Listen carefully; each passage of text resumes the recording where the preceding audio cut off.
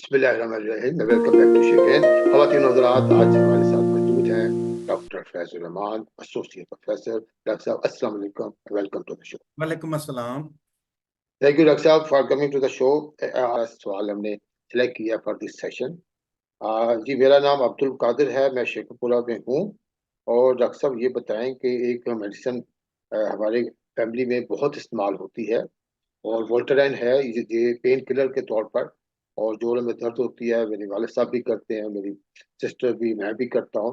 तो किसी ने हमें इसमें कहा है कि कुछ कि डरा भी दिया है कि इसको ज़्यादा इस्तेमाल करते हैं तो इससे आपको किडनी के प्रॉब्लम हो सकते हैं। डॉक्टर साहब, क्या ये सेफ मेडिसिन नहीं है? कि हम तो काफ़ी अरसे से इसको इस्तेमाल कर रहे हैं। और ये है कि मेरे जो बड़े भाई हैं, उनकी बेगम को किडनी के प्रॉब्लम स्टार्ट हुए थे। तो वहाँ पे हमें किसी ने बताया था कि ये भी एक कॉज हो सकती है। डॉक्टर साहब, डॉक्टर फैज़ुर रहमान साहब, आप बताइएगा इस सवाल का अब्दुल कादिर साहब के लिए कि आप जवाब देना पसंद करें सर। दुनिया में जब ये डाइक्लोफेनेक सोडियम आई तो ये सबसे पहले दर्दों के लिए आई जी। ये जितनी भी आपकी पेट के अंदर दर्दें थी उसके लिए इसको इस्तेमाल किया गया जी। ओके। फिर बाद में इसको जोड़ों की दर्दों के लिए इस्तेमाल किया गया जी। एक पॉइंट समझ ले, इसका जो साइड इफेक्ट है उसी में ये इफेक्टिव है जी।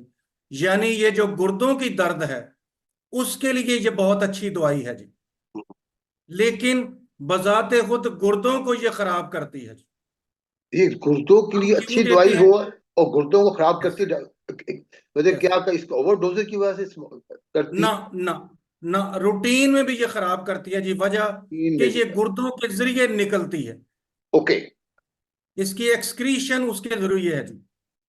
लेकिन जो दर्द वाला मरीज होता है वो चूंकि चीखो पुकार करता है तो हम उसको इंजेक्शन या टेबलेट जल्दी देते हैं जी। ठीक है। इसमें कोई शक नहीं कि गुर्दों की दर्द के लिए ये ड्रग ऑफ चॉइस है जी। टेबलेट दें या इंजेक्शन फॉर्म में दें, लेकिन सबसे ज्यादा जो ये नुकसान करती है पहले नंबर पर वो दिल को करती है जी, और अच्छा, आखिर पे ये गुर्दों को करती है जी। सबसे पहले ये दिल को ये नुकसान दिल करती है। को तंग करती है जिसके कार्डिक इफेक्ट्स हैं जी। कार्डिक इफेक्ट्स है। ओके। यानी ये कुछ नुकसानात करती है जी। हम्म। हम डिटेल में नहीं जाते जी, आप इतना समझ लें ये दिल के अमराज कुछ खराबियां करते हैं जी। नंबर दो, फिर लोग जोड़ों के लिए इसको इस्तेमाल करते हैं जी, जोड़ों की दर्दों के लिए।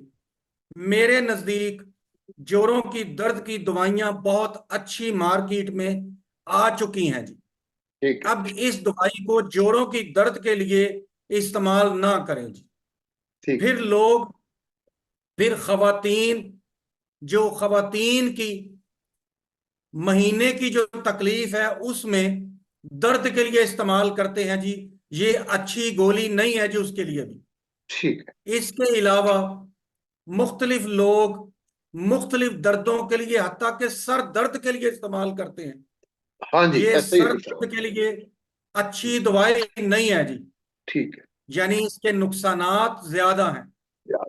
ये सिर्फ और सिर्फ जो गुर्दों की दर्द है, आपके गाल ब्लैडर की दर्द है जिसको हम पित्ता बोलते हैं, उसके लिए अच्छी है जी। ठीक है। बाकी कामों के लिए इसका इस्तेमाल अच्छा नहीं है जी। नहीं है। नहीं है जी। इसके नुकसानात एक तो हो गए दिल के, दूसरे हो गए गुर्दों के, तीसरे ये बजाते खुद ड्रग रिएक्शंस भी करती हैं और एलर्जीज भी करती हैं। हम्म। यानी जो हमारे जिस्म के अंदर और कोई दवाई खा रहे हैं उसके साथ भी इसकी इंटरेक्शन होती है। ठीक है। फिर ये हाइपर सेंसिटिविटी कर सकते हैं। और चूंकि ये दर्दों वाली जितनी भी गोलियां हैं इन्होंने जाना तो स्टमक के अंदर ही है ना जी, ठीक है। तो ये अल्सर भी कर सकती हैं जी। अच्छा। जितने भी हमारी तजाबियत है, ये तजाबियत पैदा करने का एक सबब है जी। ठीक है। इसका यानी मतलब ये कुछ पॉइंट्स आप समझ लें जी। जी जी।